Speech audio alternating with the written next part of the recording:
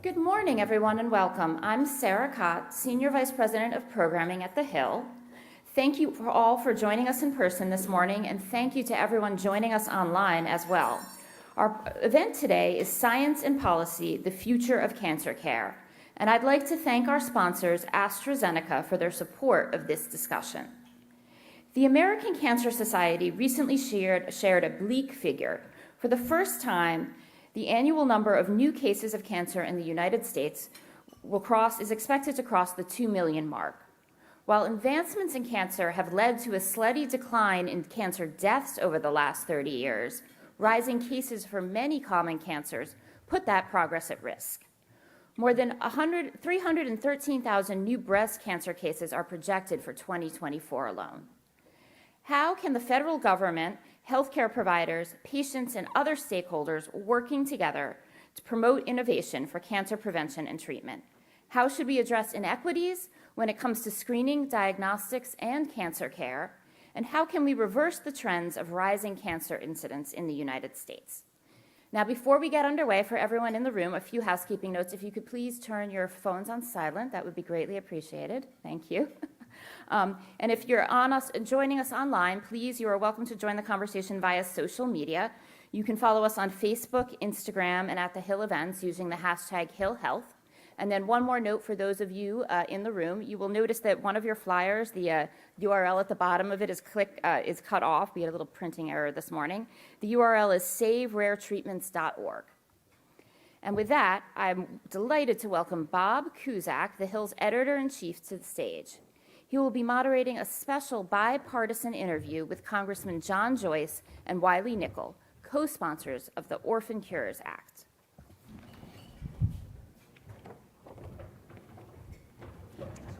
Hey, Congressman, thanks for joining us. Good morning. Want to start with some news of the day. Interesting day in the House yesterday. Speaking of bipartisan, there was a bipartisan vote to basically shelve the motion to vacate. What did you think of that? What was the mood of the House yesterday on that bipartisan vote? I think there was a clarity that members on both sides of the aisle support Speaker Mike Johnson and want to stay at work and get back to work. Congressman, your views? Yeah, I think this was a great message for bipartisan governance. Showing that people here in the House want to get things done, and there's a bipartisan coalition that supports doing the work of the American people, and I think that's a good thing. Speaking of bipartisanship, tell us about your connection, how you guys work together on legislation that we'll talk about in depth. Well, two pieces of legislation that Representative Nickel and I work on, the Orphan Cures Act and the Mini Act, address orphan drugs and specifically address orphan diseases. And to be able to collaborate across the aisle, if there's a message that I think resonates with everyone, that cancer doesn't care what your affiliation is. It doesn't care if you're an independent, a Republican, or a Democrat. And to be able to collaborate and address that in a bipartisan manner will allow both of these pieces of legislation to be successful. Yeah, and in this Congress, if you were going to get anything done, you've got to have bipartisan support. Republicans have a majority in the House, Democrats have a majority in the Senate. We've got the White House, so you have to work together if you want to get anything done. And that's been what's really rewarding about this issue.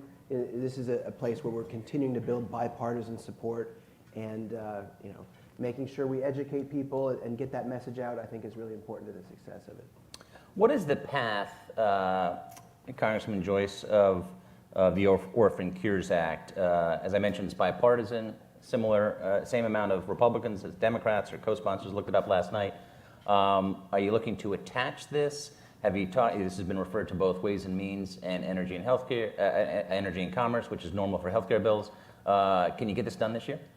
That is, I'm an optimist, and I feel that this is so important that the Orphan Cures Act crosses the finish line, whether it's attached to a larger piece of legislation or stands independently.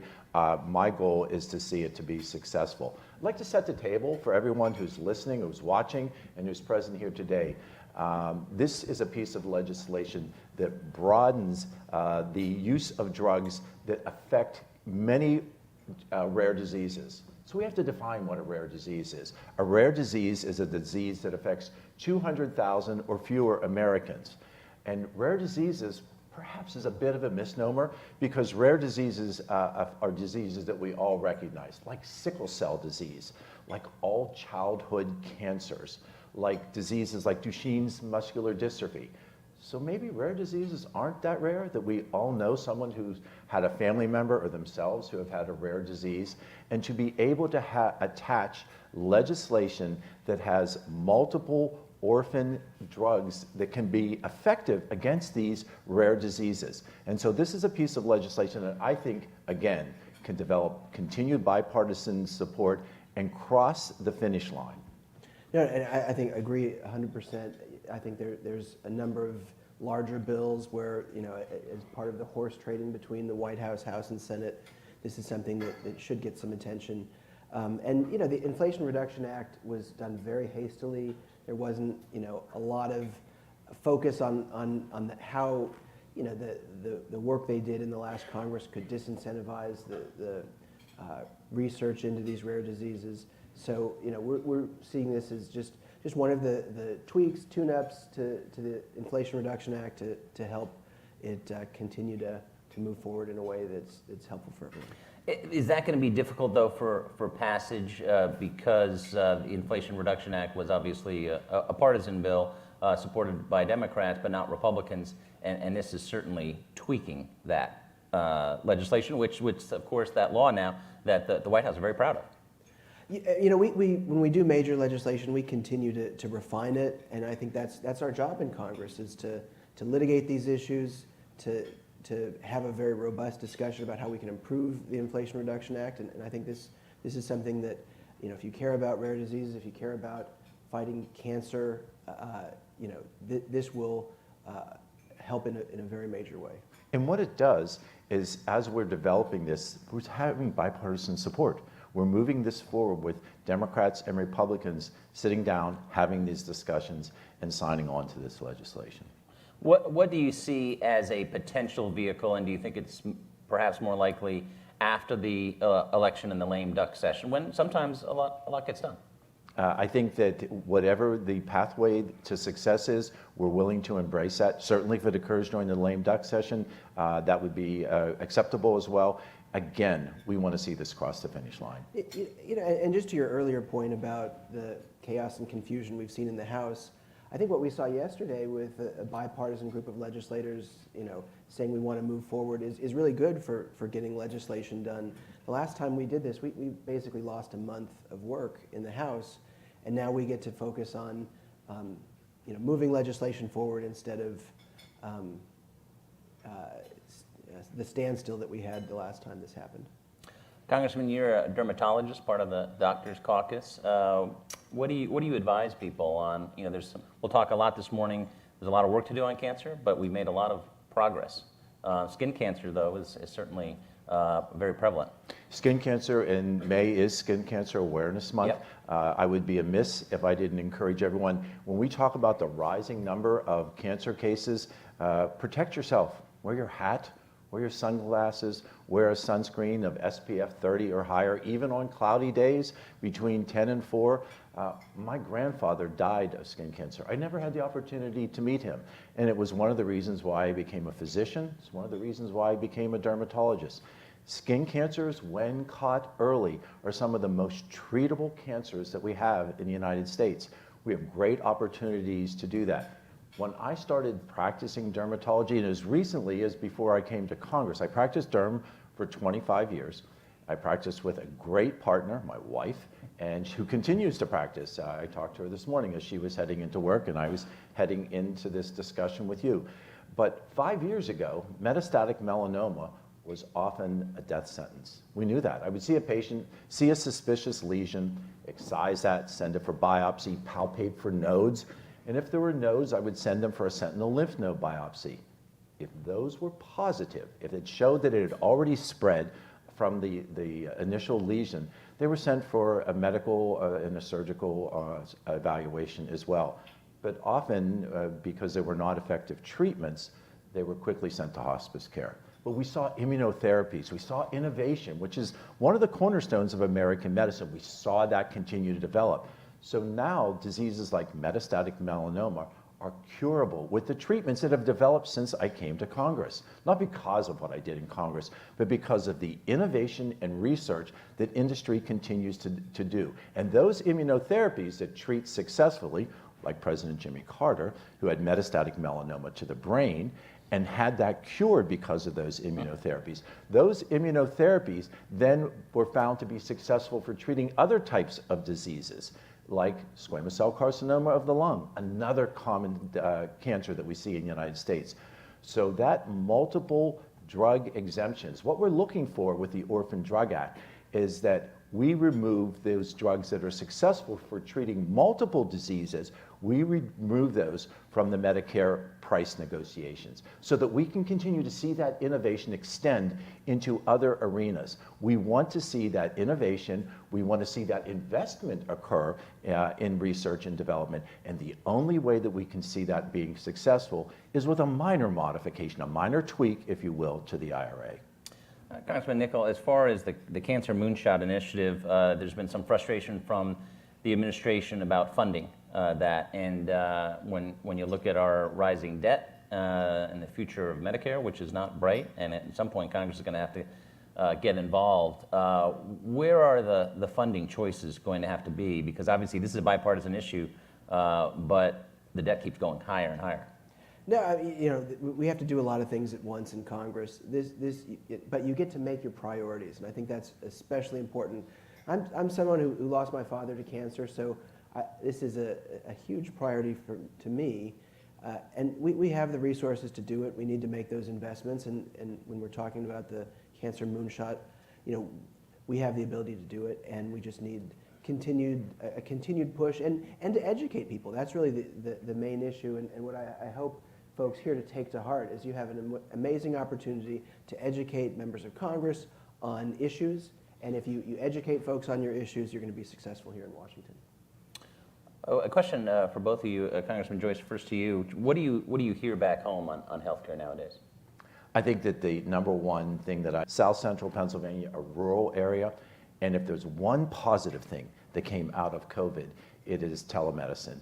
And extending the access to telemedicine, I work on communications and technology. So as we see the BEADS fund rolling out and expanding the capabilities to have internet connections within my district, that allows those individuals who don't have that access right now to be able to be connected with a specialist. Whether that specialist is in Philadelphia or Pittsburgh, because my district is right in the middle, I want to be able to see that my patients, my constituents, have that ability to connectivity to allow them to have the innovation that allows them to see a specialist much more rapidly without having to travel hours to sit in the waiting room and do that. It's a great opportunity. Patients want that access. Patients want that innovation. In your district, has broadband really increased the accessibility since COVID? Without a doubt. I think individuals want that. Once they were able to see how successful that was, they want to be able to have that access. And it occurs specifically in telemedicine. Congressman, same question to you. Yeah, I represent a mixture of urban, suburban, and rural. And in the rural parts of my district, access to care is a huge issue. We need to certainly do a lot more great strides in the last few years on access to broadband. But in North Carolina, the big issue for us is Medicaid expansion. Finally, after 10 years, we were able to expand Medicaid, and that's a real game changer for rural North Carolina, which is something that we spend a lot of time working on and talking about. What about the quality of care in districts? You mentioned there's, because healthcare in the United States isn't fair. We have rural, urban issues. We've got a lot of doctors will go to cities. Have you seen improvements there, and anything policymakers can do there? I'll take that first, because as I ran for office, my district is large. It's 12 counties from Gettysburg out to Somerset counties in South Central and Southwestern Pennsylvania. I ran in a very crowded primary the first time. And I would sit down with folks, and they reached out to hospitals, to pharmacists, to different boards, and say, "You seem like a good guy. It seems like healthcare is your major influence. Probably unlikely you're going to win, but when you're done, here's an application to our hospital." And I left that primary with 12 applications to different hospital facilities. So the first meeting, when we sat down in the office, and with my legislative director, Matt Tucker, we developed a plan to bring medical students back to the rural district. Look, I trained in Philadelphia. I trained at Hopkins in Baltimore. I trained at major metropolitan areas. But the ability to return to rural areas is often challenged. Individuals stay typically where they've trained. And so to be able to incentivize students to return to the rural areas, we developed a homegrown healthcare initiative with one of the medical schools in Pennsylvania to allow students to rotate the entirety of their third and fourth year in the rural settings. So we connected with hospitals, we connected with community health centers, and allowed the students to come and rotate there. We involved a Veterans Administration hospital, a VA hospital, to have students there, to have their first exposures. This is not a catch and release program, it's a catch and keep program. And so students develop mentorships. They often return to their homes where they were born, where they have family members that work in these hospitals. First year was 12 students. Second year was 24. Third year was 48. We now have students in residency programs that are committed to stay in these rural areas. And this is predominantly in primary care. This is those individuals who want to be family doctors, who want to be pediatricians and emergency room doctors. If you want to be the next Ben Carson and be a pediatric neurosurgeon, this might not be the best program for you. But if your emphasis is to take care of the individuals in a primary care setting, it's a great opportunity to come home. And we have shown this to be successful. And we have shown this with zero tax dollars being put into these programs. It's sitting down, talking to the hospitals, talking about providing housing for the students, providing meals for the students, and allowing them to come home to central Pennsylvania. You know, we need to do a lot more for healthcare. For me, I look at it in terms of, you know, rural America. For most parts of rural America, your largest employer is going to be your hospital. In Congress, though, my frustration as a freshman is the amount of different committees that have pieces of this equation.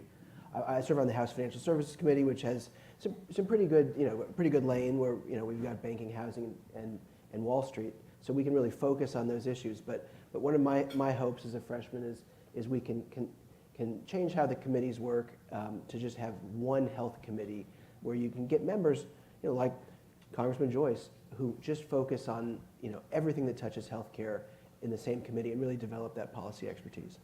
Along those lines, how do you overcome the bureaucracy of not only Congress, which, as you mentioned, there are a lot of committees that have, I know, I used to cover healthcare, so Energy and Commerce and Ways and Means have a bit of a rivalry. But how do you get over that? And then you have so many government agencies that have their hands in healthcare. I think you have to embrace that. I think that's the system, and to be able to work in a very calculated method of how you allow each of them to interface to what works the best for your constituents. It's an arduous process. It's not easily achieved. And developing the connections with your fellow colleagues, to be able to work with someone like Representative Nickel, who represents really the research triangle, which is so important to allowing the innovation to continue to occur. When I go home, I talk about his work. I talk about being able to collaborate across the aisle and how important that is for success. But you have to also be able to work within a Veterans Administration hospital that had never seen medical students rotate there. And when we first had our first meeting, it was like we walked out and they said this was unachievable. But the second and the third bite at the apple allows you to find that pathway to success. Are constituents a little surprised that you have a bipartisan relationship, that bipartisanship Not at all. exists? I think they know my personality. I think that they know that success has to be achieved by working with individuals who have the same goals. And Representative Nickel has those same goals for his constituents that I do. And part of my frustration with Congress is you have so many people who want to get things done, who are pragmatic, who want to work together, but that's not newsworthy. Nobody covers a plane that lands on time. They cover the plane crashes, which we got to see in some extent yesterday.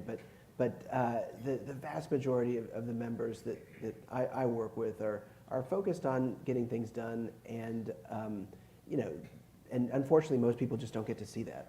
And couple of minutes left. Last question. What's the biggest thing that you worry about in healthcare and combating cancer? One thing that you really wish policymakers got, especially as a doctor? That we cannot allow the innovation to be stifled. We as legislators need to work together and find that pathway to unleash the investments and the innovation that are truly the cornerstone of American medicine. American patients expect that, and we as legislators have to find that pathway to be able to allow, there are new tests for colon cancer that have been approved and are going to be unleashed, that Americans who are very hesitant to have the screening processes done, the colonoscopies done, can now have a blood test to be able to diagnose early colorectal cancers. It's early diagnosis and treatment that allows for cures, and that's what we will continue to do in the House of Representatives. And that research part is such a big part of it. My biggest frustration with this issue is we've lost focus on these amazing researchers and the work that's being done to develop the next generation of cures. You get elected to Congress, you get to meet these people who are doing amazing things, and when you start focusing on how we're going to help your grandmother survive, a rare disease, cancer, whatever it is, that really should be the focus.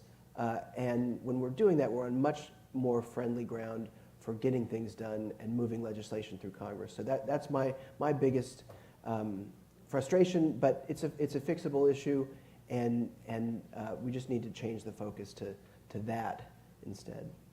Well, thank you so much. Please thank the Congressman for joining us this morning. Thank you so much. I'll hand it back to Sarah. Thank you. Hey, thank you, Sarah. Hey, thank you.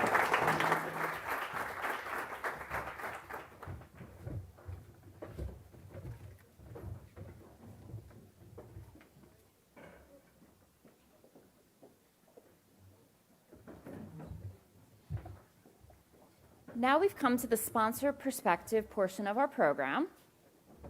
I'm going to let Lisa finish setting up. Please welcome Mohit Munrao, SVP and Head of U.S. Oncology Business Unit at AstraZeneca, in conversation with Kathleen Koch, contributing editor at The Hill. Good morning, everyone, and thank you very much for the introduction, Sarah. And welcome, Mohit. Thank you for joining me. We heard some troubling news at the start of the discussion this morning, and that's that cancer rates, after years of declining, are now on the rise. And I know that AstraZeneca has been very, very active in the oncology space. So when you look at what's happening, what are your thoughts on the challenges that the cancer research field faces right now? Yeah, it's quite shocking to hear that this year we'll cross 2 million mark in terms of number of people diagnosed with cancer here in the United States. I would also pause in the same breath and think about the golden era we are living in, where science, data, technology, research is coming together. And if you think about it, Representative Joyce talked about blood-based screening is coming to life. We have researchers here who are focused on really precision medicine and identifying biomarkers that are able to identify those patients who would benefit more. From multiomics, we are learning so much on the biology of the disease. New modalities with ADCs, gene therapies, cell therapies, radiopharmaceuticals. There's so much happening that I feel very optimistic that actually while we see on this side the numbers increasing, on the other side we see that we are in this, we are at the cusp of solving for these diseases in a many innovative ways. And I look at it and then I think of the work happening here at the Hill and across the ecosystem, and we are able to today talk about moonshot and being able to say we want to reduce cancer deaths by 50% in the next 25 years, or companies like ours who have been based on this innovation and the work happening in the labs and coming to forefront are able to talk about that we want to eliminate cancer as a cause of death. And we can do that because we see proof points happening on the way. So yes, on one side, it's really shocking to see those numbers go up, and especially in younger populations. Very but on the disturbing. other side, the hope is there. And I'm also very optimistic, and I tell my 10-year-old what was, what we saw, and we were watching Star Wars the other day, and we were talking about like, hey, this sounded like fiction many years ago, but many things could be possible. And I think the same is happening in the science world. What was fiction, we are seeing with ADCs and gene therapies and cell therapies, that is becoming reality. So there's a lot of hope in that. But I go back to the previous conversation. Like cancer thrives in a tumor microenvironment that creates an ecosystem for cancer to kind of grow faster. Policy is an ecosystem for innovation. Policy is the microenvironment we need to create for that innovation to thrive. And I think as this golden era of science, technology, data, helping us uncover biology of diseases and solve for those rare diseases, we got to really ensure policy goes hands in hand to kind of create that ecosystem for innovation to strive and not, be stifled. Let's talk about that policy. I think we all heard the congressman express their concerns that there are some measures in the Inflation Reduction Act that they believe could potentially stifle rare drug innovation. And I know that when it comes to cancer, that is particularly concerning because 1 in 4 deaths from cancer are from rare cancers. Yep. So you are right now on the front lines of innovation, of new drug therapies. What are you seeing when it comes to the impact of the IRA? Yeah, I think the congressman's view was absolutely spot on. If we rewind back a little bit, and I'll start from where I was talking about innovation and the ecosystem. In 1983, 41 years ago, Congress passed Orphan Drugs Act, right? What they meant, and Joyce explained, an orphan disease or orphan disease is one which has 200,000 or less Americans. So this act helped develop drugs for those or treatments for those kind of patients and those dealing with those diseases, and 650 plus treatments came through that in the last 40 years. We have seen change happen because the incentives were put in the right place. Now, if you think about the Inflation Reduction Act, I think Congress's original intent was to safeguard that because it talked about exclusion of orphan drug from the price negotiation process. But as it was said earlier in the session, it was passed in such a haste. I think it got overlooked that it was all about one orphan designation. Now, those who are in the field of developing innovative therapies or let's say cancer therapies, they will know that you don't know till you try it out and understand the biology and you learn it over the process that, hey, this could actually work in another orphan disease as well. Now the incentives are set against you to not go for that. I'll give you an example. We have a product in our pipeline, a PARP inhibitor, olaparib. In 2014, it got approved in late-line ovarian cancer. So around 300 women would have benefited from that drug. 300 nationwide? 300 in the entire United States. Okay. But then it moved into earlier lines, and that's an orphan disease. So it was able to actually, 2 years back, we showed 7-year overall survivor in those women with ovarian cancer in frontline. So it has drastically changed. At that same time, the trial started, this could actually work in pancreatic, again an orphan disease, right? Now, if you think IRA existed, you would have paused to think about, actually, is it really worth going in there? Are the incentives set right? Not because you won't want to do the right thing. You'll think about what are the competing investments that the same amount could be invested elsewhere to solve for other things that would help drive return to invest back in science, right? And it costs more, right, to create the rare drugs, these orphan drugs. Correct, because these are smaller and smaller right. populations, and it takes bigger trials to run to show the differences. But at the same time, for the same drug, we started a adjuvant breast cancer trial for triple negative women with BRCA mutation. Again, a very small population.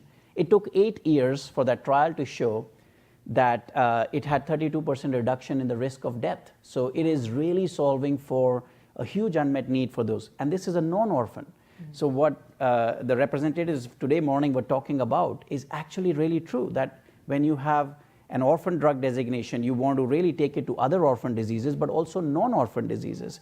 So you really want to look at how do we ensure the incentives continue to support that if you develop one orphan and go to another, that you are not going to be negotiated earlier. Or if actually you found that it could go into a non-orphan disease and help people, then the clock starts later. So the incentives to be set appropriately for following the science and delivering for patients. Are we actually seeing companies pull drugs from development as a result of the IRA? So I mean, absolutely there are discussions that happen there, and not because you don't want to do the right thing. It's because it's competing with another priority. Here you have something that you could develop for a small population. With the same amount, you could develop something to solve for an unmet need for a bigger population. So, you've got those discussions to happen because resources are limited. So I think it's not about, it's because of IRA you're not putting this in place. It's because the incentives are not set appropriately. And there are reports that talk about, and I caution people, we won't see it today because the drug development process takes years. A decade later, 2 decades later, the Americans who would be facing cancer, instead of we being saying now it's a chronic disease, we can live with cancer and continue our lives, we would see around, and there's a report out there which talks about 139 or 140 less drugs developed for these. And it's going to be 2 decades later or a decade later. So I think the impact is not going to be visible today. So you're saying it's your children, Absolutely. Our grandchildren. Absolutely. And I think that's where we owe to doing things right and really getting around, like having these discussions and putting our efforts around solving for what is going to come. And we saw in the last 2 decades, and we started with mortality had been going down, but incidence is going up. And it's because of the investments in research and the policy and the ecosystem that existed that had that force. We need to continue with that force to ensure that the next 2 decades see improvements in mortality further and potentially eliminating cancer as a cause of death. So the Congressman talked about the Orphan Cures Act. Do you believe that's the best way to rectify the situation? Yes, I think that is an absolutely a bipartisan support and I think across the industry ecosystem support in terms of solving for what we know is one of the flaws and would get in the way. And I think I encourage people to understand, read that, and really gather support around it. Because at the end of the day, as I said, if we are able to support that innovation system, we'll be able to really bring more diseases, more treatments for these diseases. And it was said in the morning, we talk about rare cancers, but it's not rare. It is not at all rare. And I mean, I have personally have dealing with cancer in my family, and I'm sure many people here in this room either have direct friends, family, or are dealing with cancer somehow or the other. And it's going to only increase.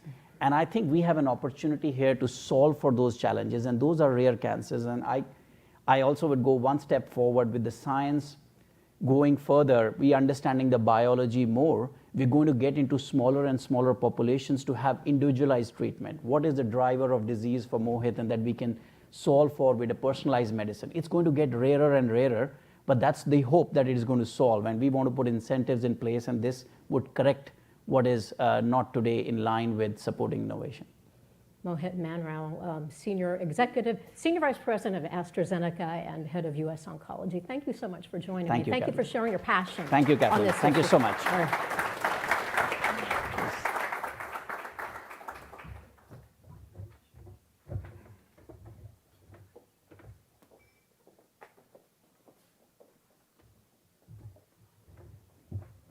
Thank you, Mohit and Kathleen, and thanks again to AstraZeneca for their support of today's program. Now, please welcome back Bob Cusack, joined in conversation, with Danielle Carnival, Deputy Assistant to the President for the White House Cancer Moonshot Initiative and Deputy Director of Health Outcomes for the White House Office of Science and Technology Policy. Thank you. Thanks, Sarah.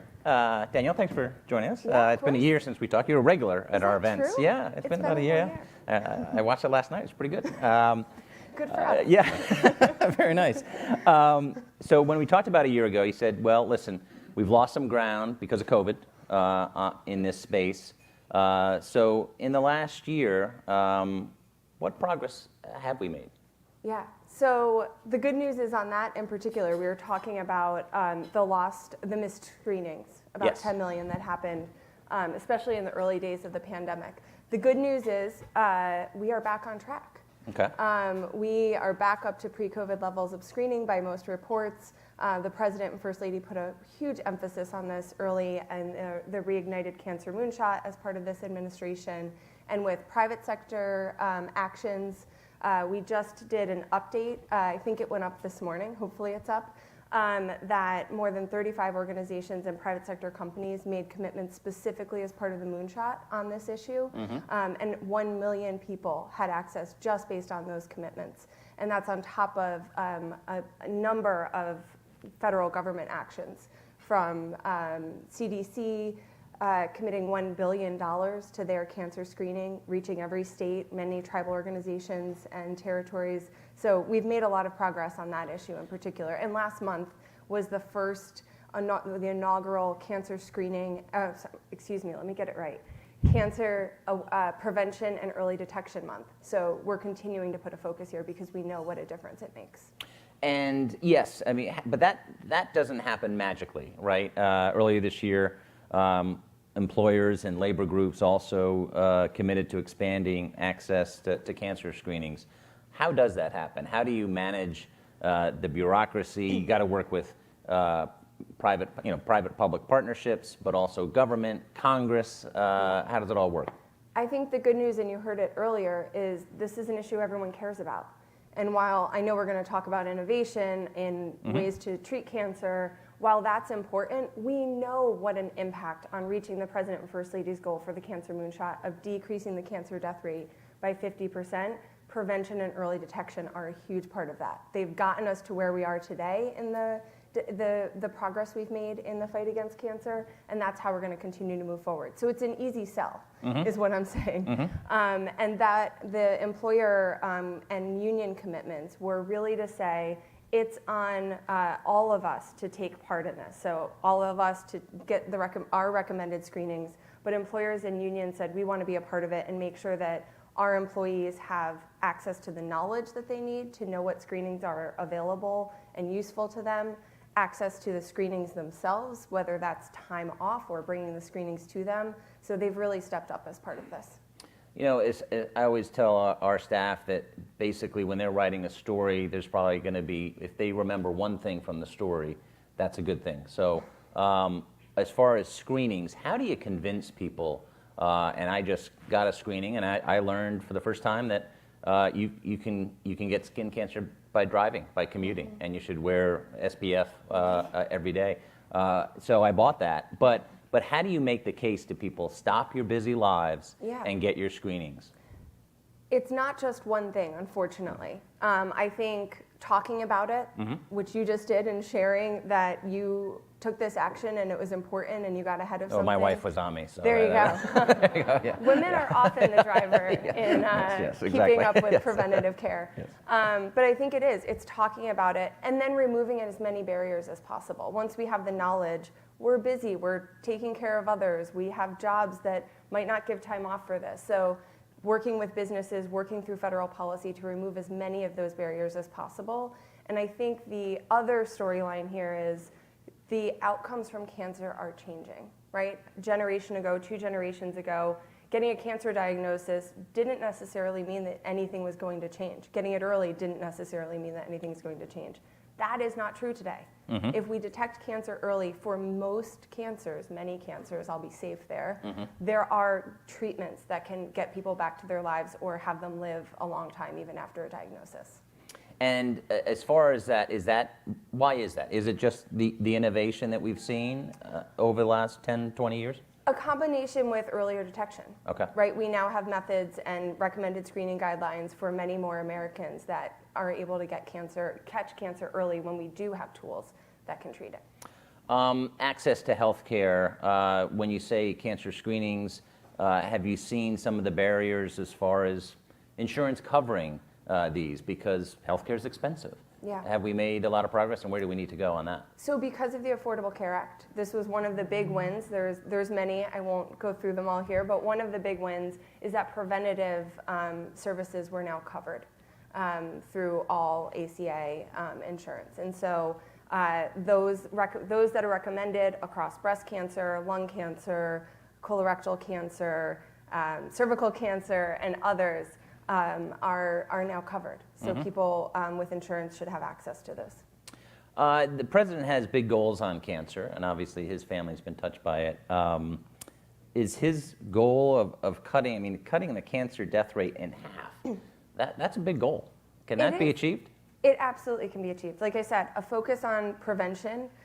We've taken a lot of steps, especially through the Environmental Protection Agency, with the bipartisan infrastructure law, invested billions of dollars in cleaning up toxic Superfund sites and cleaning up our water. We have the first ever drinking water standard for PFAS, so-called forever chemicals yeah. that we know have an impact on cancer. We just banned the remaining asbestos product that was previously allowed in the United States. So prevention is going to be a huge part of how we get there. Early detection we've talked about.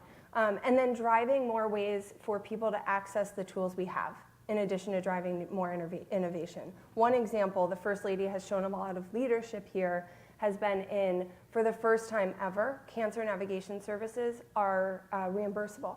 So through CMS, CMS put out a new rule, so seniors on Medicare who get a cancer diagnosis can have someone walking them through the steps and the decisions and those barriers to care like travel and financial toxicity that we know have an impact on outcomes and really change the game. The American Medical Association stepped up as part of that and said, not just for CMS, but for private insurance, we now have codes that reimburse for clinical navigation services. The First Lady brought in 7 heads of insurance companies, and already 150 million Americans covered by those companies have access to this. So we're making progress in making sure that we're driving innovation. We have ARPA-H, we have incredible resources and advances from the National Cancer Institute and the whole innovation ecosystem. But we're really focusing on how do we make sure that that reaches people.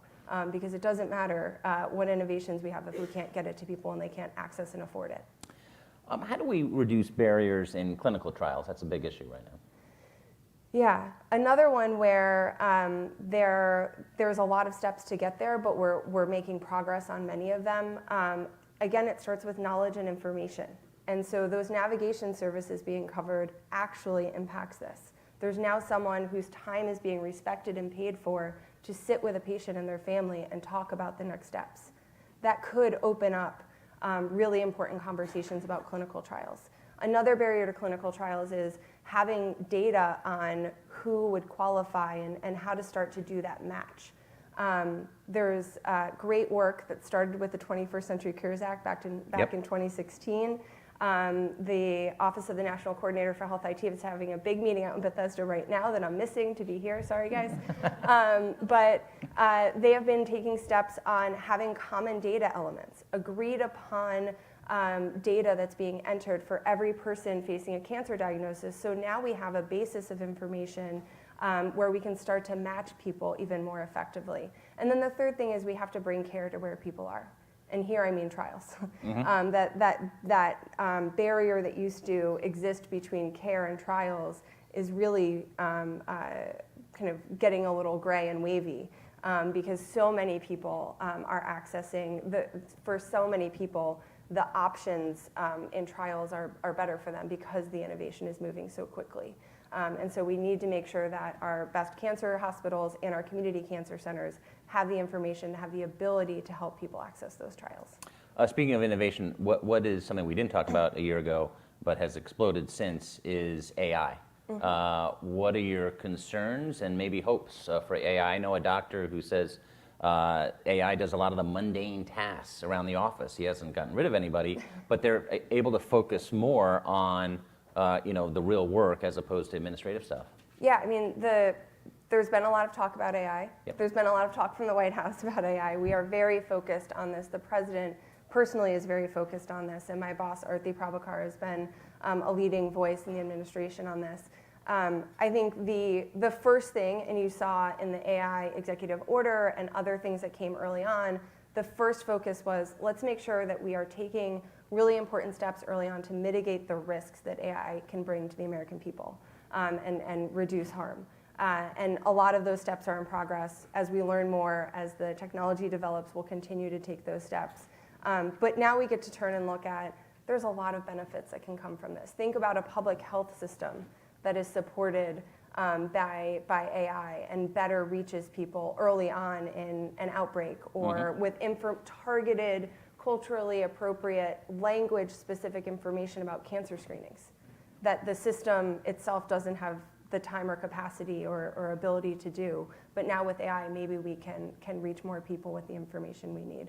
All the way through really interesting, that some of the former folks up here could talk about even more eloquently, really interesting scientific applications for AI. One project that ARPA-H, the new research agency for health, that's really tackling the things that the rest of the system hasn't figured out yet in new innovative ways, just funded a project focused on rare disease. So what if we took all of the approved drugs at FDA and we were able to look through patent applications and all this information that talks about the specific targets that those drugs target. And now we have someone who, a rare disease organization called EveryCure that has access to information about a number of rare diseases. We could find new matches and new patterns and potentially be able to repurpose something that's already out there for an application for a rare disease that may never have been found because no one was looking.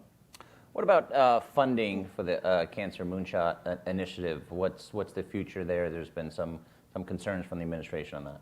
Yeah, I mean, the president continues to ask for really robust biomedical research and broad research budgets, including for the Cancer Moonshot.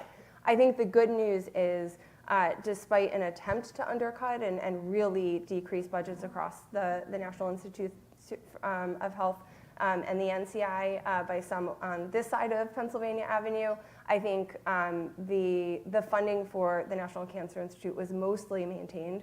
That's never good enough, but I think in this sort of budget environment, that is a good first step, and we're going to work to really continue to move it forward. I think the other thing is we have a brand new NCI director who's making really strategic decisions about how to make the best use of what that funding is while maintaining everything that's already going on. And we can't forget that we do have a brand new research agency for health that didn't exist before, that has a good kind of foundation first kickoff funding that's really making a difference. How many health agencies are there? And how do you manage that? So the president created the first ever cancer cabinet, and the idea here was we think of the Department of Health and Human Services, right? When we think about the fight against cancer and all of their components, the National Institutes of Health, the NCI under that, the Food and Drug Administration, CMS, CDC. I won't spell them all out. We know what they are. And all of them are a part of it. But I think what's important about the approach that we've taken is that's not enough. Department of Defense, Department of Veterans Affairs has a huge role to play here. The PACT Act that passed in a hugely bipartisan way is making a generational difference in the care that we can provide to veterans who were exposed to toxic substances that can now get access to care for cancer and other diseases. But we didn't stop with those that are focused on health systems. The Environmental Protection Agency and the U.S. Department of Agriculture and the Department of Energy, NASA are all a part of this because we know that it's going to take innovation, like I said, from prevention all the way through survivorship and making sure that Americans have access to those. What's the thing that excites you most about the future of combating cancer? Yeah, a few things. Okay. One, we need to finish the job and make sure that we do deliver effective navigation services to all Americans. We've made a great first jump in that, but then I saw a lot of people not even knowing when I was talking about that had happened. And so I think we have a lot more to do to make that real for people. I think the other thing is we have a great opportunity to get really targeted based on risk in our screening and early detection that will make a difference in outcomes. And I'm a scientist. I'm a neuroscientist by training. The innovation in new ways to prevent, detect, and treat this disease are awe-inspiring, right? Like every time I go to a conference, you see that the innovations that were being tried out in small places and showing some promise from the conference the year before are now blossoming into many different types of cancer. And I think that system is moving at a really rapid pace, and we're going to have really interesting, less harmful ways to treat cancer and get people back to their lives. That must be a rewarding part of your job. I get to watch the scientists do it now. I'm not in the lab anymore. Right, but right. yes, it's really, really great to see. Danielle, thanks so much for joining Thanks us. for having me. Appreciate it. Appreciate Thank it. you. Thanks. Hey, great job. Great job. We'll see you next year.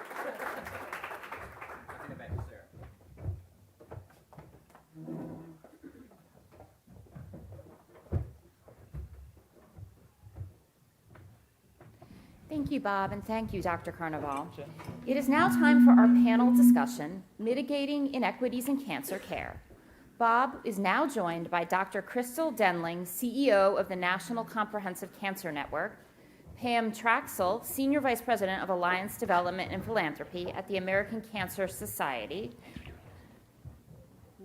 Mema. Happens every time. Hey, Mamo. Mema Karmu, founder and CEO of the Tiger Lily Foundation. Welcome. Thank you. Mamo, let's start with you. Let's go down the line and kind of, I know you've got everyone has a good story that we asked to speak, but if you can kind of introduce yourself and kind of say the connection of why you're here today in your story. Hi, I'm Mema Carmo. As of February, I'm an 18-year survivor of triple-negative breast cancer. I was diagnosed at 32 years old, found my tumor at 31, and was told that I was too young to have breast cancer. To wait till I was 40 and, or 50. Who told you that? My doctors. Very nice. Okay. My doctor. So my mom's a nurse, fortunately. She taught me breast exams at 13. So I knew my body enough to push for breast, keep pushing. Doctors dismissed me for almost a year. I kept asking for screening. I finally got mammography, came back clean. And I said, well, it can't see what I can feel, so it must be wrong, and they poo-pooed me. But I still kept pushing until I got a biopsy. And thank God I pushed. If I hadn't pushed, I would have been dead years ago. And so Tiger Lily was born as my living legacy, promised to God to ensure that women who looked like me, who were younger at the time, still young, but younger and of color, had access to people that looked like us, people that heard us, and that people that saw that we had special challenges and needs to be fulfilled. And so I'm proud to be alive and doing this work every day. We've grown from an org that I created while in chemotherapy to now a national and global organization. So that's what I do every day, help women come out of the fire, pull them out alive. That's a great story. Okay. So I'm Pam Traxel. I'm with the American Cancer Society Cancer Action Network, which is the public policy arm of the Cancer Society. What I do is really work with patients, much like Mema, and people all across the country to get them to tell their stories to elected officials so that members of Congress and state legislators can really understand what they can do in the fight against cancer. And oftentimes they don't exactly know what that is. So my organization is here to talk to them about the solutions that they can bring to help people live longer and healthier lives with cancer. Hi, I'm Crystal Denlinger. I'm the CEO of the National Comprehensive Cancer Network, or NCCN. Our organization writes clinical practice guidelines in oncology, which are used all over the world to help clinicians, providers, patients, payers, policymakers understand what appropriate cancer care is. I'm also a GI medical oncologist. I still practice Friday mornings, so I'll go home and practice tomorrow morning. I'm also the daughter of a cancer survivor and someone who passed away from metastatic disease, so cancer is personal to me. And we work as someone who has worked both in the clinical space and now as head of NCCN, we work every day to make sure that we are improving and facilitating quality, effective, equitable, and accessible cancer care for everybody. Mamo, you saw some inequalities, as you mentioned, in the system, and that was in 2006, as I see. What progress have we made since then and in the 18 years since? We made a lot of progress in terms of, for example, when I first began Tiger Lily, no one saw Black-led groups like me. They were like, you're a patient. There was huge groups in ACS, love y'all, love but we're friends. But they were like, there's all these groups like Komen, ACS, like they got it, don't worry about it, right? But you cannot underestimate the Black patient perspective and the things that I faced as a woman. My genetics, my husband left after I got diagnosed, became a single mom, there were financial challenges, there were so many things that were happening to me that I had to fight for. And as I began the organization, I kept pushing to be heard. Triple-negative breast cancer was not even talked about in 2006, and we didn't get treatments targeting TNBC till 2019, right? And so I think that while there's been progress made, that now I'm still alive, I have an organization that's national and growing, and there's We train Black women all over the country now in the world. But I still hear patients calling me every day saying that I didn't get listened to. I was dismissed. I was delayed to get diagnosed, and they died. One of my good friends, Shantae, found a lump in her breast at 26 years old as a nurse. She's a nurse. And she was dismissed for 6 years until her nipple was bleeding. And now she's metastatic and she will die. And so I keep hearing these stories, as much as we're doing with the, the cancer rates and getting more screening, better diagnostics, DE&I is a huge focus now. I still keep hearing these stories. So my thing is, how do we partner with Black-led groups to do the work and fund us to get the work done? So I don't keep having to bury friends every single month. I've gone to one funeral a month for the past 9 months.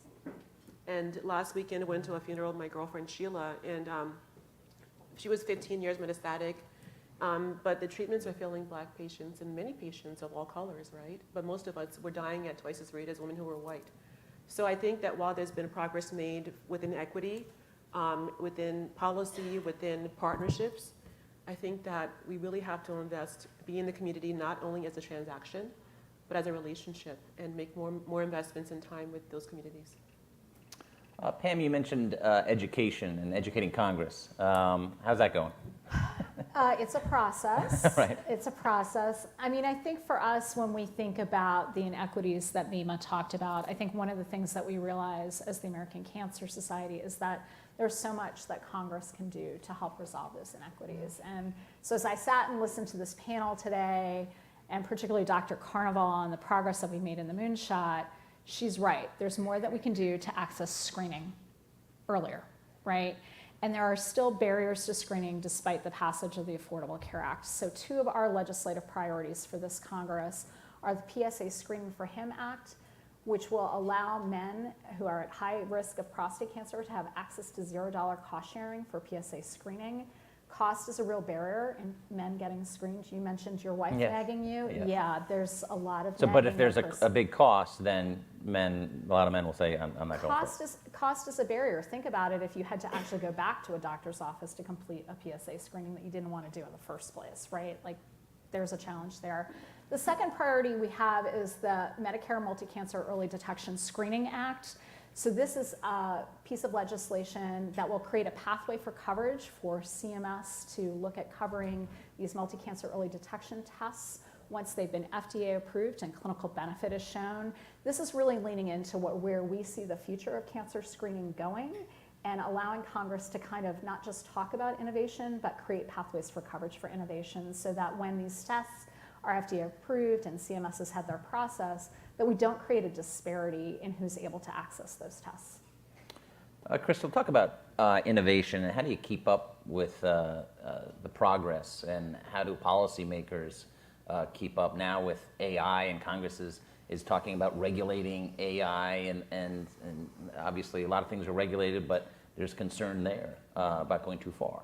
Yeah, I think that's a great question. And as both the head of an organization that writes clinical practice guidelines that are updated in real time, as well as someone who on Friday mornings has to sit in front of the patients that I treat, keeping up with the pace of innovation is always a challenge.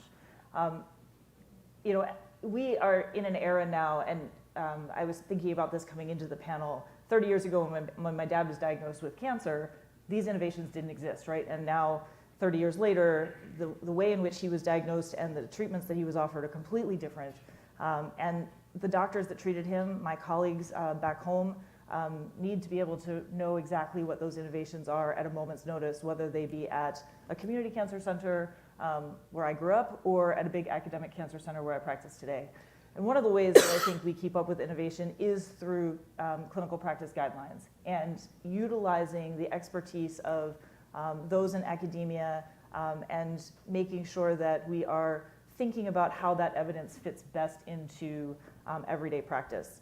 It's a challenge for us at the NCCN. We have a large team of staff at headquarters, as well as over 1,900 member institution experts that work on our clinical practice guidelines. They are updated in real time. We had over 200 updates last year based on the pace of innovation. And I think those guidelines, and having those guidelines easily accessible, usable, and available for our clinicians and for our patients, patient versions of these, so that everyone is aware of what appropriate care should look like is really important. But it's also a matter of educating the population, educating our policymakers, educating all of the oncology stakeholders that guideline concordant care matters, that it improves outcomes, that guidelines can be very useful in helping to know how to treat someone, but also when to refer someone to maybe a different level of care, or how to incorporate multidisciplinary care or tertiary referral centers in addition to local community care. So I think having resources and knowing where to get the information is really important for everyone involved in the community. Just to follow up on that, education, this event is about educating people and people watching online and the audience. What are some success stories along those lines to get people, past the acronyms to say, okay, listen, you really, you need to do X, Y, and Z. Cost, it obviously is a factor, but what are some success stories that you've seen?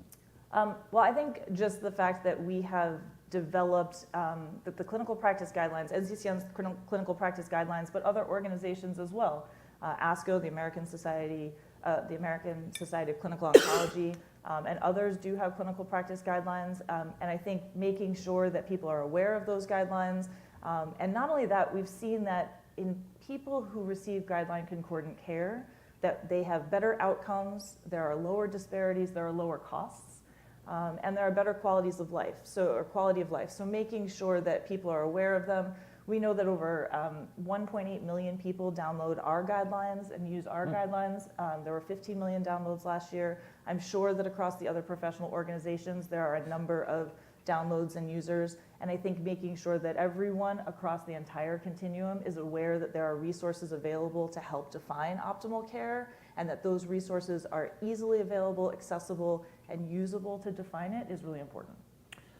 Pam, as far as Washington's very focused on Washington, but outside the Washington Beltway, have you seen what success at the state level with different programs that maybe Washington could learn from? Yeah, we've actually seen probably a lot more success at the state level than we have here in Washington. I don't think that's going to come as a surprise to anybody on the room or online. I think that when we think about cancer, we know that nearly 2 million Americans are going to be diagnosed with cancer, and everyone has a cancer experience. And so that translates into state legislators who are really actively thinking about what they can do to improve cancer care. And that starts with making sure people have access to care, like expanding Medicaid in the 10 states that have not yet expanded Medicaid, because starting your healthcare journey with an insurance card is where it begins. But then it's making sure that throughout that journey that patients have access to screening, whether it be making sure that the National Breast and Cervical Cancer Early Detection Program, which is both state and federal dollars that allow uninsured women to be screened, is funded appropriately. It's making sure that patients, once they're diagnosed with cancer, have access to biomarker testing. So ACSCAN is very pleased to lead some work where right now, if we have some governors do their work, we will have had 19 states pass a law to guarantee patients access to biomarker testing. And this is really where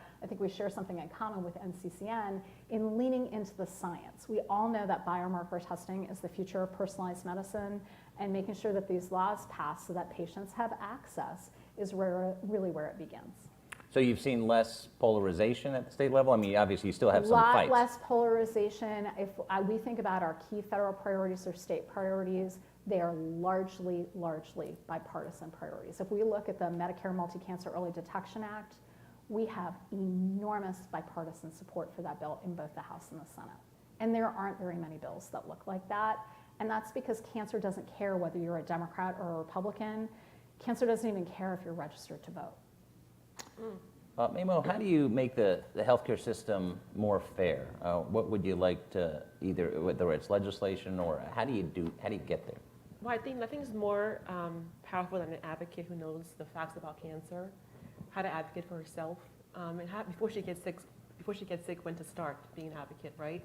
The problem is we start when people have cancer, right? Not when they're in there getting their annual women's visit. So we've worked to train Black women across the country, trained about 400 women, Black women last year to become angel advocates. They learned about the importance of biomarker testing, clinical trials, self-advocacy, how to be a badass in healthcare and do the right things, ask the right questions. And so what if you're if they're empowered to be involved in policy, clinical trials in the healthcare system, they're now emboldened to go and speak for themselves. And once you realize that you have the power to change your own outcome and someone else's, that power can shift how you engage in these spaces. We've had patients who come to us who say, I wish I found you 6 months before, because I've been so lost, so disempowered. Because we've been trained throughout Tiger Lily, we now know how to act. They get to meet people like Pam and people at NCC and SCC and other groups that we bring them together with these partners that make them know that they have the power to change their outcome. And so I think the power is that we have to teach each person that we impact, all of you here, you have the power to change healthcare in a way that's huge. And so using that privilege for power is so important to me, and embodying that in the patients I talk to, that I'm here, but if I have the power to do that work, so can you. Just to follow up on that, how can healthcare become more human and less transactional? That's a heavy question. Yeah. I mean, I think people have to go back to why they started, right? I mean, why do you all work in healthcare? Because you made an oath to protect people, to keep their hearts beating, to keep them, to see them, to feel them, to hear them. And so I tell doctors that I know that there's a time commitment. You have to be in there 15 minutes and out. You're being tracked by insurance, all of that. But if you treat each person that comes before you like a human being, and you see them and you know their individual needs, that's how you get back to personalized care. It's like, my doctor, when I first met my now doctor, he came in, he was rushing me, and I'm like, can you please stop for a moment? I'm like, what color eyes do I have? They're brown, no, they're black. I'm like, can you hold me? I'm scared. He was like, I can't. He's like, can I do that? I'm like, I want to be touched and held and talked to like a human being. So I tell doctors, you don't forget why you began this work. Don't forget that I'm not the person before me, not number. I'm Mema. That person is Sheila or Shantae or Nani. And so when you relate to the patient as a person, and you know that your actions could either continue or end their heartbeats, the way you treat them is different, right? And so getting back to that human-centered care is critically important. I would add to what Mema's saying. Like, I oftentimes say to people that, like, well, we can't afford to do this, or it's political, it's so difficult. I'm like, it's not difficult when cancer comes to your own family. And that makes a huge difference, and that's what I say to people. Like, if you haven't had an experience with cancer in your life, you are really, really lucky. I won't review your risks of cancer. You can check out cancer.org, but they're really high. And I think it's different when it's in your family. And that's what I mean, oftentimes when legislators say this can't be a priority for me, I'm like, do you have someone in your family that has cancer? Of course you do.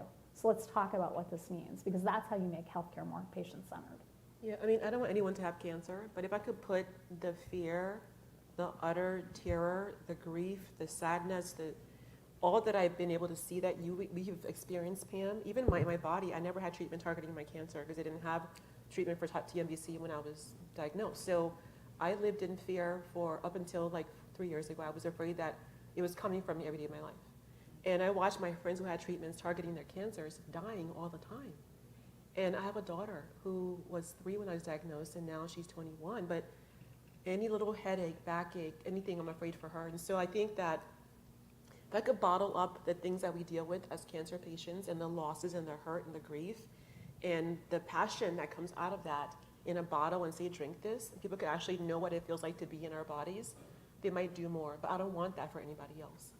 But until you experience these disparities, and disparity isn't just black or white, it's about people that didn't get the right, offered biomarker testing or get offered a clinical trial, or who was told that, well, the clinical trial's in New York and you're living in Baltimore and you don't have a car, right? Like, what are you going to do? Your kid has to eat food. You have to pay the bills, right? So I think unless you understand what people are fighting for, people are texting me now for help. I don't sleep. I'm in the worst state. I'm like, hold on, honey.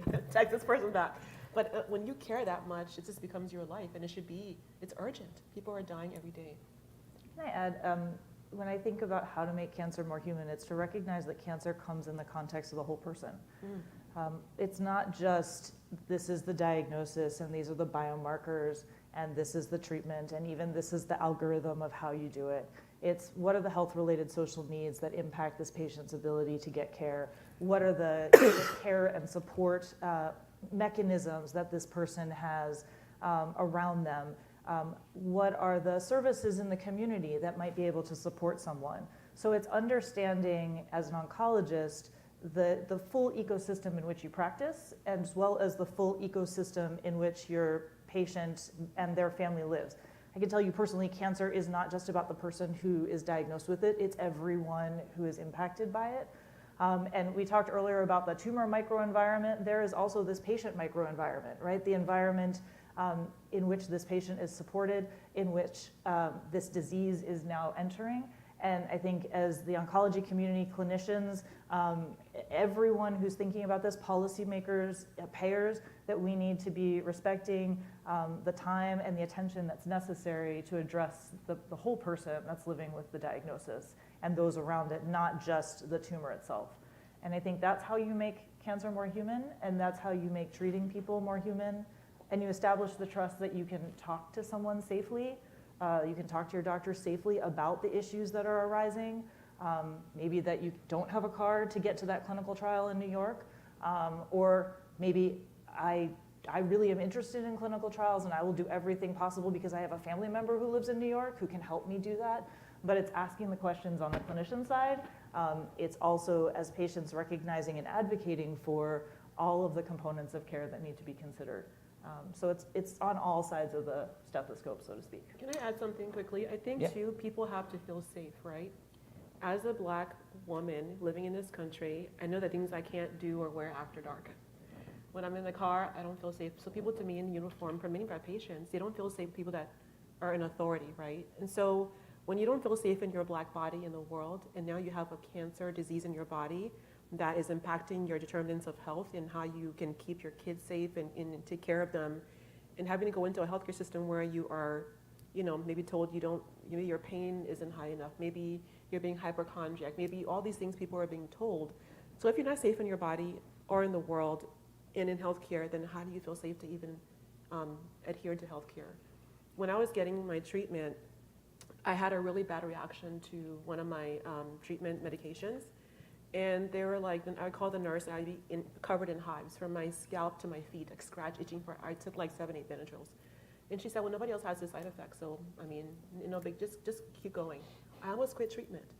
And so if I couldn't call my doctor and say I need help, and I was gonna not adhere to my treatment, I didn't feel safe within that space to say I need help, can you help me, and get that help. Why would I adhere? Why would I go back for support? And so we had patients who maybe, one of my other patients, I know we're coming to time, but she was in treatment and her husband left her. She had 3 kids and she ended up being homeless, living in a car. But she was afraid to ask for help because she might lose her kids. Oh.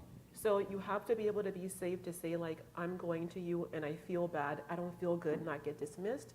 But if you have these needs around your housing, around food, around your job, to your point, the patient is a whole person. So when a patient comes to me and they talk to me, so we're done talking, I want them to go like this, like,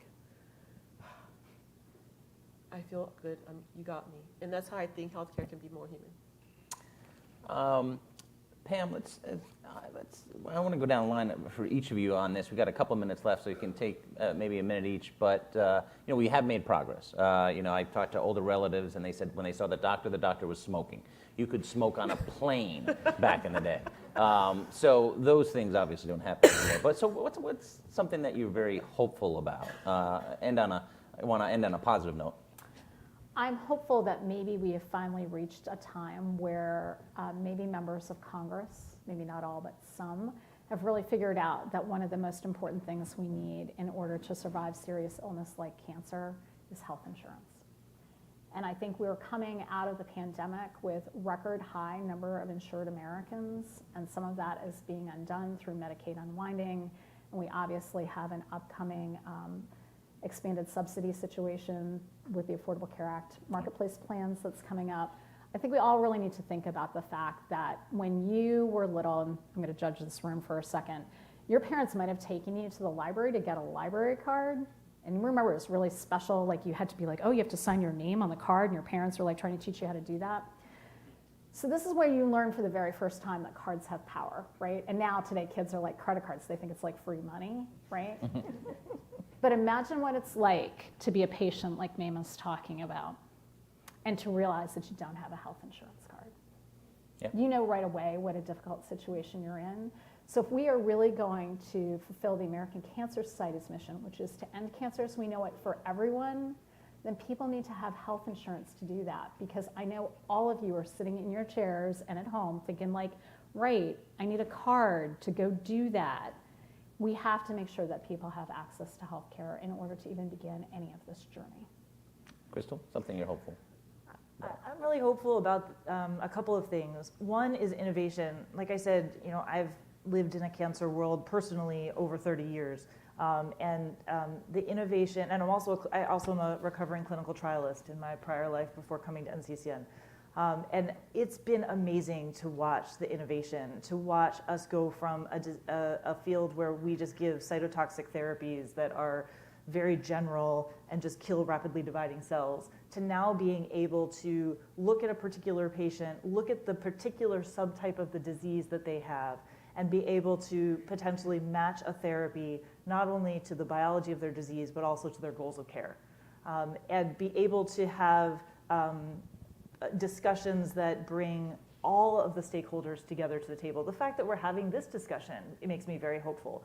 Because when I started in oncology 20 years ago, now I'm dating myself, I don't think there was as many discussions about the future and innovation and how do you bring that innovation to the patient. Mm-hmm. It was how does the patient come to the innovation.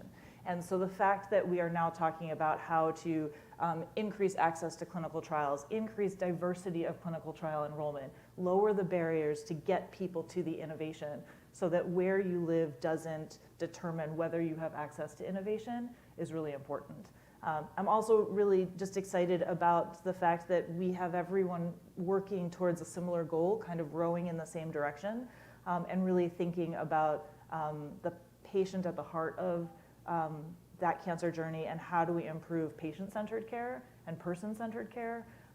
And that may include patient navigation to help those get through care. It may include addressing not just the cancer diagnosis, but those health-related social needs. It may be educating the community through clinical practice guidelines and educational events, educating the policymakers and making sure that they're aware that policies need to be evergreen to keep up with the innovation that's happening on the science side. So I'm really hopeful. I'm an optimist by nature because I'm an oncologist, but I'm really hopeful. And I've already seen a lot of that progress since my dad was diagnosed, and it's amazing to continue to see that grow and to be a part of it. Memo, got about a minute left. Something you're hopeful on, looking forward. In 1 minute? Yeah, 1 minute. I'm going to hold you to that. Well, I'm hopeful that when I go into rooms, I'm not the only Black patient in the room, or so often now.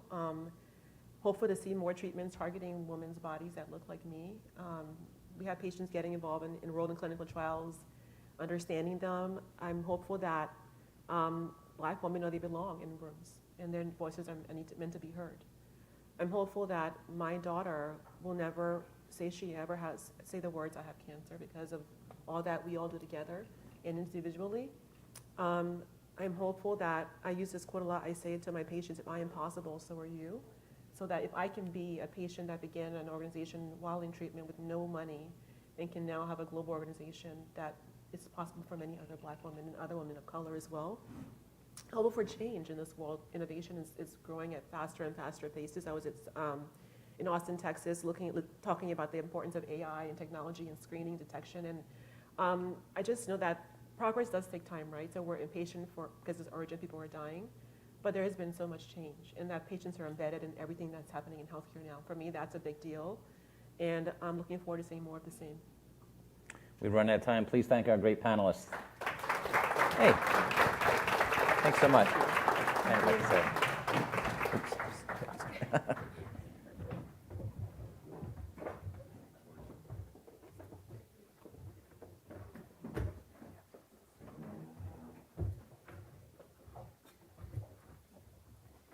Thank you so much to all of our panelists for that wonderful conversation.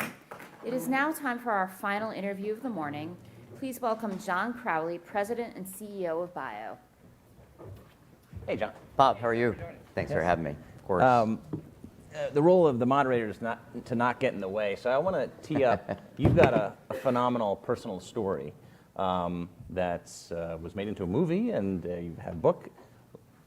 Fire away. What is your story? So I came into the whole world of biotechnology and medicine the way so many families with cancer also do. We came into it in the world of rare diseases where in 1998, Our then 15-month-old daughter, Megan, was diagnosed with a rare form of muscular dystrophy. And, just like in cancer, you go through the shock, the grief, the denial, the anger, all of that. And my wife, Eileen, and I settled on determination, determined to learn everything we could about this rare disease. And it's tough, right? When a doctor says you've got a 15-month-old who's going to be very sick very soon, and I'm sorry, there's nothing we can do. And we also had our 7-day-old son, Patrick, with us at that appointment for the diagnosis. And he said he needs to be tested. There's a 1 in 4 chance he may also have the disease. So no history in our family as a recessive disorder. And that set us into the whole world of medicine. Turns out Patrick also did have Pompe disease. And going from researching in the libraries to trying to find any doctor who knew anything about the disease, to finding a researcher who had an idea for a treatment, who had $30,000 in seed capital and wanted to start a biotech company. So the best he could do for a CEO at the time was me at 32 years old. So we took a home equity loan, started a small biotechnology company, and through the hard work of so many people and the miracle of medicine and grace, we were able to come up with a therapy that saved our children's lives. And they got the therapy late, so they were in wheelchairs, on ventilators. The disease never affects the mind. But fast forward now many years later, Megan is 27 years old, Patrick is 26 years old.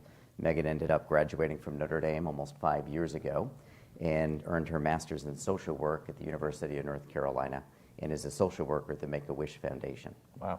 So that's, in about 2 minutes, that's about our family journey. The movie's about 1 hour and 45 minutes. And I haven't seen it, but I'm going to see it now. Harrison Ford is in it, right? Yes, Brendan Fraser played me.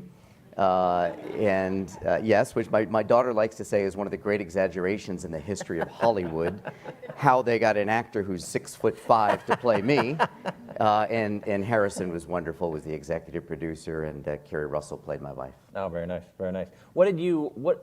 Just going to that, what did you learn from that? I imagine it was incredibly frustrating. You said you had to be determined, but there had to be times where you're going through this emotional roller coaster, and you're trying to find answers, and I imagine that was very difficult.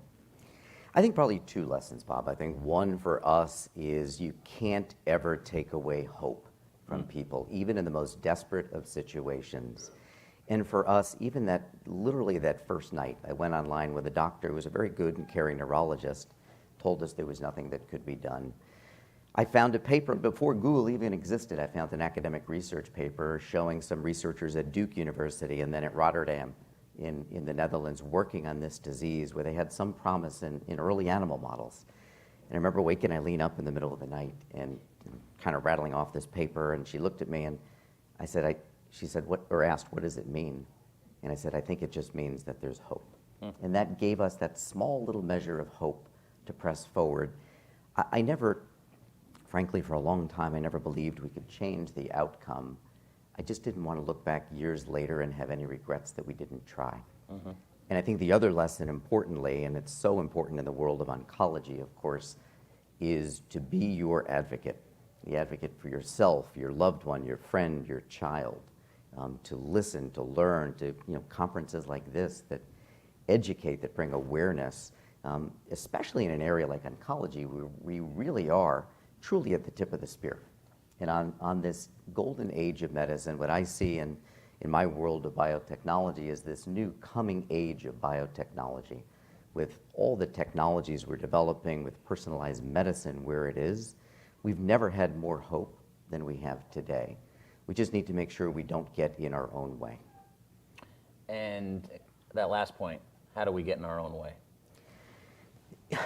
Somebody once told me there's nothing in the laws of nature that says that we can't cure every cancer, only in the laws of man. So when I think about, so I'm 2.5 months into this job. And when I started, I laid out my kind of 7 core strategic priorities. And the first was to advance biotechnology as a virtuous circle of innovation. And by that, I mean put the patient, the family member, at the center of everything. But look at what it takes to make newer and better medicines. It takes, academic research, the NIH, it takes the government, it takes small entrepreneurs large companies, venture capitalists, contract manufacturers. I mean, go along the list. And if you finally get to that point where you get to the top of the circle and you've made a medicine that's meaningfully changed, extended, enhanced somebody's life, very rarely is it a cure. But you've created quality of life and time. Important to that person, and certainly in cancer, but also important to we as innovators and inventors to have time to think about what's next. And that's what we're seeing in oncology. We're just trying to keep ahead. And that's where the sense of urgency is so important. So while innovation, which really just means newer and better medicines and vaccines and therapeutics and quality of care, what it also means is, for me, one of my other priorities is access. Innovation without universal access is insufficient. So let's identify and break down barriers to access. So how do we get in our own way? We heard about the Orphan Cures Act. There are many good pieces of the IRA. That, though, was a mistake put in at the last moment. I've yet to have anybody explain to me the way it's drafted, why it's in there. So we need to fix it. And thankfully, and you heard from Congressman this morning, there's a bipartisan bill to fix that. So that's one. Let's fix that so that we make sure we don't prejudice research, we don't prejudice capital flowing into the rarest of cancers, and we don't put up any artificial barriers to let science tell us where to go. So the Orphan Cures Act is one part of it too. There's also, I don't know if this was a mistake as much as it was an unintended consequence or a misinformed part of the IRA, and that's this artificial distinction between 9 versus 13 years. So if you have a large molecule, a biologic, you get 13 years of protection before you're subject to the IRA pricing mechanisms. If it's a small molecule, you get 9 years of protection. So markets are very rational, and people building these programs are very rational, and you've created this artificial bias in favor of large molecules. What that does is penalize the development of small molecules. It's a disincentive. And that's a shame in cancer especially, where we need these small molecules. We need them, we talk about brain cancer. Oftentimes it's the small molecules that can cross the blood-brain barrier. They are also the medicines most likely to become generic and in the end push down the costs of medicines in the healthcare system. So there's the EPIC Act, bipartisan, House and Senate, to address that as well. And I'm hopeful we can have hearings and discussions on that. Let science drive the research, not artificial barriers. And then the last point I'll make is when we talk about access, so many different pieces to it. We've talked about awareness this morning. We've talked about education. But look at the economic disincentives. Look at the insurance system as it's evolved. The whole notion of out-of-pocket expenses, co-pays, co-insurance, deductibles, those were put in place to empower people to manage their health care appropriately, to make informed choices, to have skin in the game. But look at the field of oncology. Who in the world is ever going to take an oncology medicine because there's no out-of-pocket cost? Well, hey, it's free. I think I'll try this. No, not at all. It doesn't work. So let's find a way to do away with out-of-pocket expenses in oncology. Make there be no barriers to patient, no economic barriers. And we have to look at the whole system for how we're going to pay for that. So just a couple of examples of what we could do in the near term so that we don't get in the way of all this remarkable science that's coming forward. Speaking of that remarkable science, you get to peek behind the curtain. What are you excited about in innovation over the next year, 5 years, 10 years, of things coming down the pike? Yeah, it really is. When you look at it, again, you get back to that virtuous circle, all the different parts of it, with medicines, of course, playing such an important role, but diagnostics playing the role as well, new surgical techniques and technologies, all with that notion of, okay, we've just given somebody a cancer diagnosis, and the days of, I'm sorry, there's nothing we can do, that's just simply not acceptable. We look at all these technologies that we already have, and those that are in development, and those that we're just starting to think about. Think about, in our field of rare diseases, think about CRISPR technologies, gene editing, the ability to effectively accelerate what might otherwise happen through human evolution. We've got the power to do that now, to do it smartly, to do it ethically. CRISPR didn't exist 12 years ago. It's an invented, so think about what's now in the minds of students and the minds of researchers. We heard earlier that, you go in for a cancer diagnosis and you're a person. Almost always the problem solving in medicine and science, and especially in the world of cancer, begins with a person or a family using those 4 words: we have a problem. And a physician or a researcher saying, we have an idea, another 4 words. So when I think about the field of oncology, you look at the moves forward with the CAR T therapies, you look at the immuno-oncology, so you look at the new TIL therapies, you look at the applications of gene therapies, vaccines, mRNA technology, all of it is incredibly exciting. And we have come a long way. In the last 10 years in oncology, we've had 133 new medicines approved, 14 last year. That's good, but it's not enough. And the other important point, too, is when we think about how we modernize clinical trials, the implications for artificial intelligence here are enormous, maybe greater than they are in any other field. We can, I think, in the relatively short term, 5-10 years, revolutionize the entire way that we do clinical trials, obsolete the need for there ever to be placebo controls again, accelerate preclinical research, maybe get to the point where we very rarely, if ever, need animal models. We use it too in the predictions of cancer. Who may have cancer? What's your likelihood? And once you are diagnosed with a cancer at whatever stage, the treatment algorithms are going to be massively impacted by what we do in artificial intelligence. So doing it right, doing it ethically is going to be important as well. But it's something you get excited about. Mm-hmm. But again, we've got to have it like we had with COVID and the vaccines. We knew we'd get there, but we knew we needed it now. So think about the lessons of COVID. It was, we need safe and effective vaccines. We need to get them to everybody, universal access, mm-hmm. and we need it now. So think differently, think bold.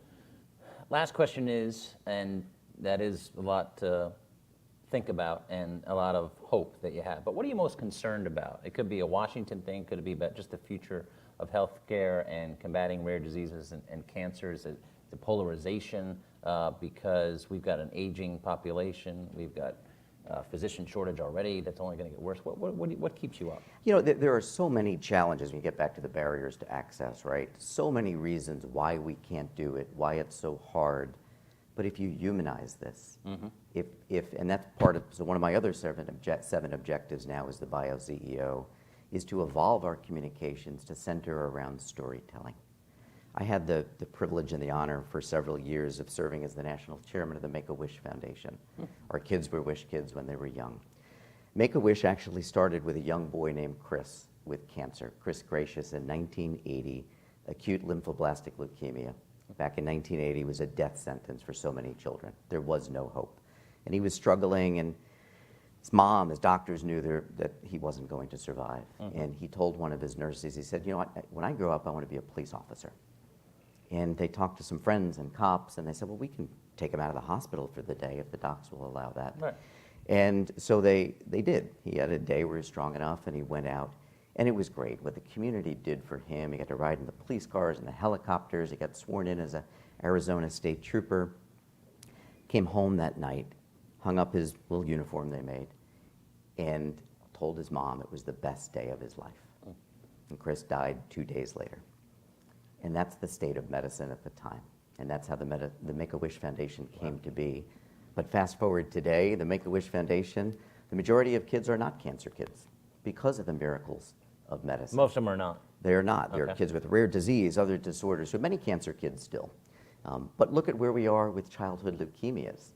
You're now to 90+% survival rate for many of the childhood leukemias. Wow. Still not enough. We have to go to 100%. But we've come a long way in those years. So those are the barriers where you think about, okay, where are we today and what hope can we provide? And that's what gets me excited about our role at Bio and my role for kind of being an evangelist for what science and medicine and hope ultimately can do. But let's make sure it's for everybody, and let's make sure we do it as soon as absolutely possible. This has to be our most important priority. Well, you definitely humanized it with your stories today. John, thank you so much. Thank you. Well done. Thank you. Back to Sarah.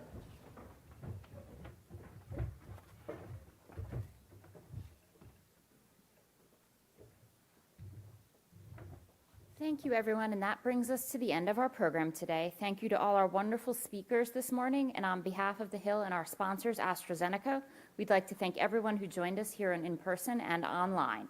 If you missed any portion of this discussion, you can find it online at thehill.com. The full event video is available there. And thank you very much, and have a great day.